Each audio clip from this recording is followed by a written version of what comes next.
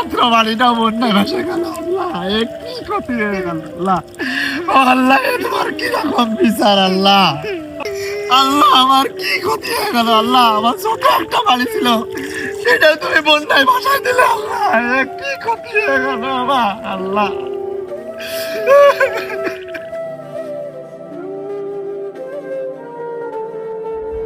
না না, কাইন্ডে আর কি হবে বা, শুধু তোর বাড়ি না, এই বন্যায় আমার বাড়ি ভেসে গেছে, সবার বাড়ি ভেসে গেছে বা।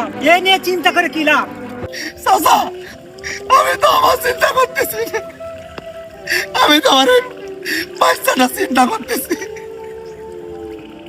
না বাপ, তুই তাহলে থাক, আমি যশোর চলে যাচ্ছি, আমার পরিবার যশোরে রয়েছে। তুই তাহলে ম্যানেজ করিস না, আমি চলে যাবো।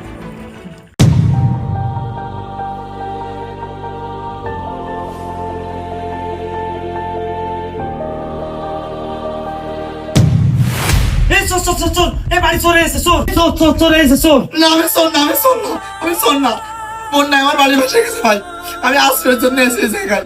ও, তুমি এই ছাদের বাড়ি দেখে আশ্রয় নিতে আইসাও না আমার বাড়ি চুরি করতে আইসাও? তোমাকে মতন লোক সব চিনা আছে আমার, তোমাকে আশ্রয় দেবো আর তুমি রাত্রি আমার বাড়িতে চুরি ডাকাতি করে নিয়ে চলে যাবা? না ভাই আমি শোন না, আসলে আমার বন্যায় আমার বাড়ি ভেসে গেছে, নদী অঞ্চলে আমার বাড়ি ভাই, বন্যায় আমার বাড়ি ভেসে গেছে ভাই। আমি শোন না ভাই, আমার একটু থাকার ব্যবস্থা করে দেন ভাই। এই থাকার ব্যবস্থা? তাহলে চোরচুটকা আমার বাড়িতে বেরো। গেল আব্বা, কার সাথে বক দিছ তুমি? আরে এই দেখ কোনটা এসে চোরের মতন দেখছি, আইসে আমার কাছে থাকার ব্যবস্থা করতে পারি। আব্বা তুমি এ কি কথা কচ্ছ? ভাই আপনি কোন জায়গাতে আইছেন? ভাই আমাদের পদ্মা চরে বাড়ি, এই বন্যায় আমাদের বাড়ি ঘর ভাসে গেছে, তাই একটু আসলে আপনাকে মানে আশ্রয়ের জন্য।